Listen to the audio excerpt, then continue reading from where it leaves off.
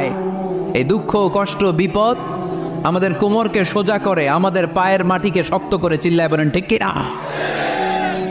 প্রতিকূল পরিবেশে কিভাবে বাঁচতে হয় এই দুঃখ কষ্ট আমাদেরকে শিখায়। এজন্য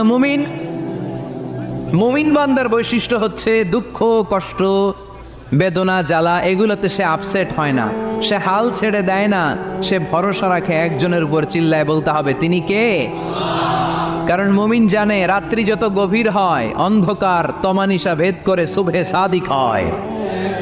মুমিন জানে গর্ভবতী নারীর পেটের ব্যথা যেই দিন বাড়তে থাকে ওই দিনই নতুন মেহমান আগমনের সময় ঘনাতে থাকে। মুমিন জানে তার জীবনে দুঃখ কষ্ট বিপদ যত বাড়তে থাকে সুখের দিন কাছে আসতে থাকে।